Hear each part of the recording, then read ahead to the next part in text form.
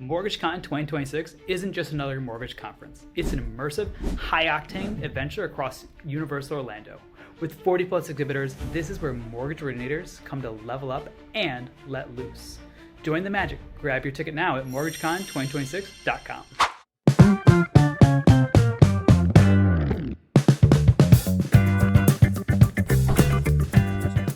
What did I spill on myself on the drive over? Jeez. Dad mode activated. I don't think you'll be able to see it on there. Hey Trent, how you doing? Good, Trevor, how you doing? I'm doing just fine. Thank you. You look fantastic. Yeah, Actually, let me help you. Your collar. Oh, thanks. Popping like it's hot. Oh, Okay. thank you. All situated now. Yeah, but you're looking good. What's going on? I just, sometimes you gotta suit up for certain things. Yeah. Just feels good to wear a suit. Yeah, this is the first time I've worn a t-shirt on the set. I've noticed you've worn a t-shirt a number of times. Okay. Yeah, I have things to do after shorts this sometimes, especially in Florida. that involve sweating a lot. And so I opted not to wear a button-up or a polo. I'm usually business casual. Boating vibe. Would you say that's how I dress? That's what I there you go. Especially, it's almost what I feel comfortable in. Yeah. So, okay. Yeah. I could, with the shorts sometimes, especially in Florida. It's pants, maybe shorts. You're good with it either way. I kind of go with the golf to boating vibe. That's what I. There you go. That's what I feel comfortable in. Yeah. So it's very difficult for me to dress up like this. I've tried a number of times. Yeah. And I feel like it doesn't fit my personality. Even when I used to wear sports jackets a lot, which I have in there. That's my favorite sports jacket. I wear with jeans typically. So I wear like a t-shirt underneath, like a V-neck t-shirt. I wear I don't it's rare that I wear like a button-up shirt underneath a sports jacket if I'm gonna wear a sports jacket. Like I can only get so dressy. Sometimes it just doesn't fit. It's something in my head. I don't know what's wrong with me. It's nothing wrong with you. It's just it's your comfort, right? Yeah. You're comfortable in what you are, and that's just the way that it is, kind of. I think that's a big thing. Being from Idaho, we're a little bit more relaxed. Mm-hmm. And in real estate, well, for one thing, like when you're doing a listing, you're going for a job interview. Yeah. So I dress up a lot more. I usually come in with my sports jacket. I wear it for 0.2 seconds from the car to inside the house. And then I'm like, do you mind if I put this over my chair? Your chair? There you go. It just, because it gives a perception of business, And so for listings, I do that. For buyers, they're usually a little bit more stressed out. And so you usually kind of want to be business casual and whatnot. And so I learned in Idaho too, that everybody was just like, they felt uncomfortable if you were trying to over impress, as a realtor. As a lender, it actually, it looks good when you come off quite a bit more professional, and then they see you on the golf course and you're finally casual and they're like, wow, I didn't know you can go casual. I didn't know you could do that. Yes. No, it is one of the fun things about Empire though too, is that we are very much a dress how you want to culture. So if you went to the main office right now, you'd fit perfectly in. It's t-shirts everywhere, or you can be dressy if you want to. So I'd feel a little uncomfortable. Just being in a t-shirt? Yeah. Well, it's the same way. Like when I go to church, I don't care if other people wear t-shirts and stuff. It used to be in my head. I used to pass judgment on people before I developed in my Christianity. But I'd be like, why are they wearing t-shirts and stuff? Why aren't you dressing up for God and stuff? But now I'm just like, I really don't care. But for me personally, I feel odd wearing a t-shirt to church. For me, I just I would like to. That's the one time I want to go above and beyond. Yeah, it's well, I think it's almost like a presentation in a way too. So not like you're presenting to others, right? But if you think about it this way, so it's less of a thing in Christianity, but in the Hindu faith, you're giving more blessings and offerings to the mandirs and stuff like that. Well, you don't pick the fruit that's about to go bad as an offering. Yeah. You want the good looking fruit to offer, right? That makes sense. And so that's what you want to say, hey, this is our, prasad, as it were. Yeah. That's the word for it. And you pick the good stuff, yeah. Right? So even when you go to church, you want to present the good stuff.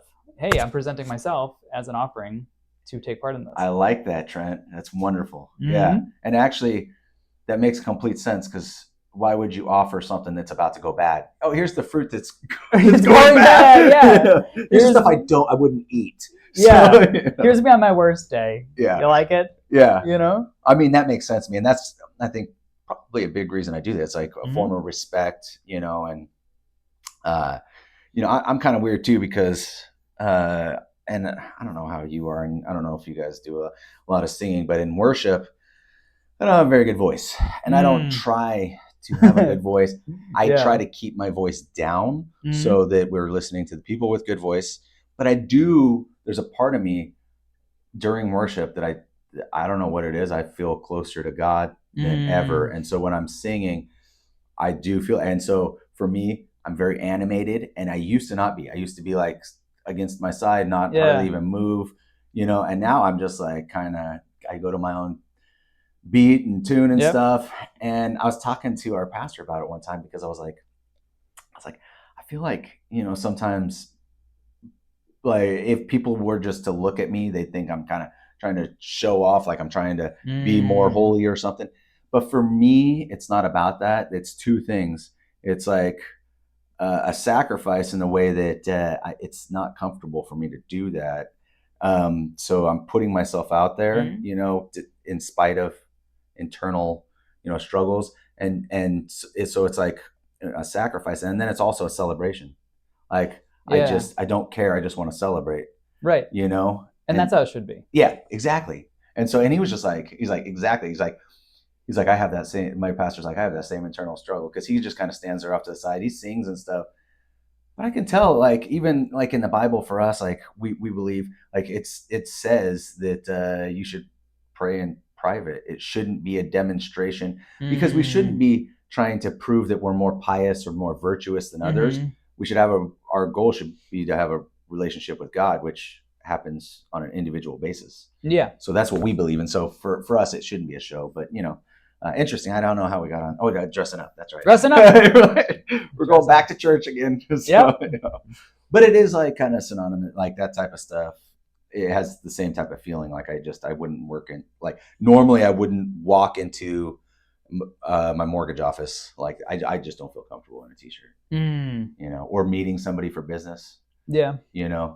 There's been a few times that I'll go hang a sign, and I'll make sure I have a button-up shirt even to hang a sign, just to not look over. Yeah. Or they might think, are you the laborer who's just putting in the signs? Yeah, exactly. Wait, you're the guy on the sign. Yeah, it's your bald head on the sign. I'm like, yeah, I know. We could pay somebody to do that. We used to pay somebody to put it. This is all sand here, so it's like, hey, just put this in. That's pretty easy. Yeah, and it made sense in Idaho because all the ground's rock, and to dig down or to put anything in the ground is a big pain in the rear end. So I was like, I'll just pay somebody to, this is all sand here. So it's like, hey, just put this in. That's pretty easy. Yeah. It's like playing a sandbox. That was part of my role when I was a field agent for some of the Berkshire Hathaway agents. So, oh, really? So you were putting signs in the yard? I was putting signs in. Yeah. Okay. I paid a little extra to put in the sign. Now, in Illinois in the winter, it was especially fun. So I can correlate with the rock, because sometimes you're just trying to go through straight ice. The ground's frozen. Yeah.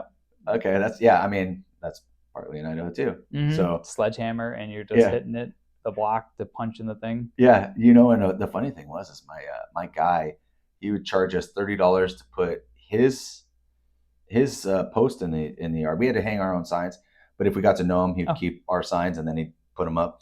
But he just had a private company. It was a signpost company, and he would just go around. He'd put the signpost in. It was only, I think it was like $30 or $35, and he would take us $10 to take it out at the end, and so it was like $45, and I didn't have to work that hard ground. Yeah. So, but here it's like I'm usually putting it in when something's going on. So like either after pictures or right before it goes live, and I'm putting the lockbox on. You're there anyway. I'm there anyways. Yeah. And it's so quick and easy in Florida. It's just like, I'm just going to do it. Yeah. And I think for like the agents I was working with, they were not there at the time of that, plus, so they were not going to take it out. Why weren't they there? I don't know. They were doing other things. I don't know. I don't know. They're off somewhere else. I didn't know. If you have somebody else doing it, why would you be there? Right. So, and in our business, time is money. So if we're spent doing activities that aren't really generating more business, we should be delegating those to other people. Oh, absolutely. So Yeah. you delegate a lot of business? I'm starting to delegate things. Yeah. I'm gotten deep into 10x is easier than 2x. Yeah. Yes. Dr. Hardy book. Yes. Okay. Please go in a little bit more into depth. So basically, the whole premise is that everyone thinks that, oh, I want to double, right? That's the way to go. I'm going to grow that one. I'm going to double, but that's just doing twice the amount of activities. But the reality is, 80% of those activities don't generate revenue. They're things that you could probably get somebody else to do who would love it. Maybe there's somebody out there who will just whistle as they work and they'll just pound that post in to put the sign in for you. Because that's not money making activity. No. So you get somebody who will do that. Now you can focus on the activities that actually make money, that you actually love doing. And the more you pour into what you love doing, the more you're going to get out of it, which is a better result. That's super smart. I was actually listening to something on the way over here where people were like, they were having a conversation on business and how you succeed and stuff. And the guy was just like, if I could tell just every young person in high school or whatever, don't even focus on money, just focus on what you like to do, because you're going to do those activities more often. Yes. It's not going to be as big a fight, and you will find a way to succeed in whatever that is. Yep. And then it's the learning curve. So when you're young, it doesn't matter if you're making money or anything. Right. You're doing the activity, you're learning, and then money comes later. Right. And exactly. And then what it does too is a lot of times people focus on, I need money, I need this, but what it comes down to is like, you don't know how to make money. You know how to provide services or goods or something like that. That's actually tangible. The universe understands that. So when I switched from I need money to I need to write loans, I started getting loans. The universe was like, I can understand that. Yeah. You don't have a printing press. You don't have a nickel maker. Like you can, help people get into homes and better their situation. That's what you know how to do. Okay, I can send you that. Oh, thanks, universe. I'm glad we're in tune now. That's interesting, because I think most people do focus on they need money. Oh, I need to pay the bills. Oh, I need money. But it's like, why not focus on the actual activity that would get you that or something, and just change that mentality to, well, I can mow an extra lawn or whatever. My neighbor needs somebody to mow the lawn. It's just like little activity or whatever, whatever it is. But I need to do more loans. So, I need to focus on loans. I need to talk to more people. Yeah. Have more conversations. And that's where it gets into, like, especially as like on the lending side, it becomes, you need to focus on the conversations, generate the leads, versus once you got a deal in process, too many people that get too involved with a loan in process, like, I need to close this loan, because they're thinking about the money. Right. But if you stay focused on the activity, you're going to do more of the activity, and you're going to end up with more money. Right. Yeah, no, absolutely. And focusing on money, like in the car industry, we always call it commission breath. Certain people would come up to you with commission breath, and you could just be like, I could tell you're not here to help me, or just here to get my money. Yeah. I was actually having a conversation with somebody yesterday who, he sends me referral business quite often. He gets business. He's a grinder, but he doesn't know really how to work the business that well. Yeah. And yesterday he's like, I'd rather just refer out to you than actually just, because I was like, here, let me just walk you through the process, because we were talking about pre-foreclosure. Let me just walk you through it. We can just do some together. We've already had some split deals and stuff. And he's like, I honestly, like, I'd prefer you just do it. And if I could just, find the business. And I was like, honestly, if you're good at just getting the business, yeah, let's just split everything, and you don't have to do anything, and just find the bit, focus on, what you're good at. And then let's not worry about the other stuff down the road. And it kind of reminds me of me right now, because I'm just like, I love the lending business, but I don't work in it like you work in it, and it's because there's only so much time. And in my head, I can focus my time better on trying to lead generate for that with my other businesses than actually have my time in that and then away from that focus of lead generating or anything like that. Yeah. And the great part is that we can start to build layers around this. So like, while there's aspects of me working in it that I'm really good at, setting up the loan, figuring out the deal, how do we do that? But then all the other like tedious stuff, like getting Right. docs and like, cleaning up data entry. Right. There's a team behind me that can do that. So I can focus on, Exactly. again, having more conversations. Yeah. Because if you actually spent the time processing the loan, because I'd close out one a quarter. Yeah. So a lot of times, like with these loans, we'll have a processor, and sometimes we'll even have an assistant, right? Mhm. And so, and it's whoever you want to put on your team to get the loan done. So we're paying these people. We could do it ourselves, but the amount of time that it takes to process, to reach out, to constantly get the new docs from the clients, send out the emails, work with the underwriters to figure everything out, it's a lot of time. Right. And we're loan originators. Yes. Not loan processors. Not loan processors. Yeah. No, it is. It's way better to empower others to help with the process that way. Yeah, and they're better at it. They are way better at it. They do it all the time. Yeah. So there's a certain focus. Like when I need to know about loans, or like what type of loans are out there, or who we need to go to, or what's available, you're the guy. About it. The processors, they're working on kind of individual. They're going to know all the ins and outs and stuff, but to actually sell the loans, and the benefits and how they work and stuff, that's your area. Right. And that's the thing too. Like sometimes we'll collaborate when like a file is going off the rails. We're like, all right, well, we need to get this back on track. What can we do? What do we have any thought of yet? There's something here. Now I ended up resorting to ChatGPT to fight my battles, and it was amazing. So shout out to Norm, who yesterday gave me the idea to say, hey, go to ChatGPT, plug in what they say, and have it spit out the answer. And then, so I did that. And then they came back with more. Basically, I have somebody where they get a 10% language premium that they haven't had for the last 12 months. Well, the underwriter wants to see 12-month history. Like, we don't have it. We're not going to get it. It's not going to happen. But he gets this as income. Like, this is his salary. It's part of it. So I took and I plugged it in. I said, per the Fannie Selling Guide, tell me how to count this. Here's the document that we're referring to. And it spit out this thing. And so I sent that in. Well, the underwriter came back with, yes, that might be what the Fannie Selling Guide says, but this is FHA. So I literally took their response, I plug it into ChatGPT, and like, this is what they said back to me. And they came back with this elegant, detailed out response that I just said, great, copied and pasted that in. And then they responded with, that is a way better way to look at it. I see what you're saying on this. I have re-escalated it to management, and you should hear within 24 hours. Like, fantastic, we're back on track. Do you, speaking of which, do you ever use the Chat UWM or whatever there? I do, yeah. It's good to get to like the guidelines on their specific products. So you can put in like, I need, because I got everything in like different colors. So they have like 4 different bank statements, but they call them blue, yellow, pink. So if I have a certain situation, I'll plug it in and I'll say like, all right, I need bank statement guidelines. And I'll look at it through, okay, this one doesn't really support what I need. Give me these guidelines. So it almost seems like, the underwriters and everything are using that quite a bit probably. I think so too, because you came with a very like specific thing and I cited it. And so I was like, which would make sense. It's their internal tool. Well, it's their internal tool. So, I mean, and we'd all be going by the same guidelines and whatnot.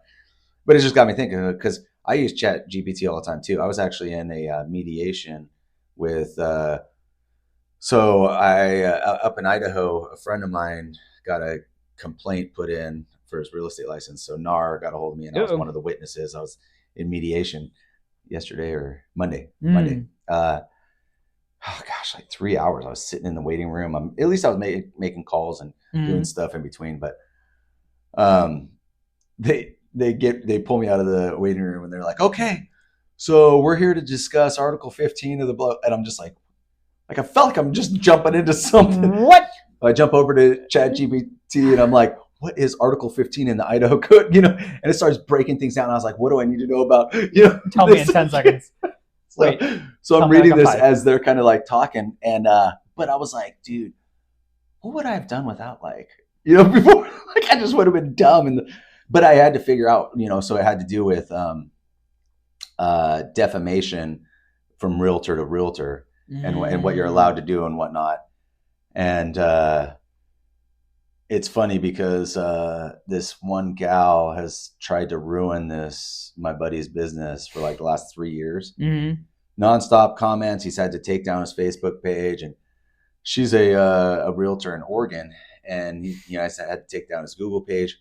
Well, I don't even know what happened, but he might have wrote on something on hers, and she put a complaint in to NAR about him.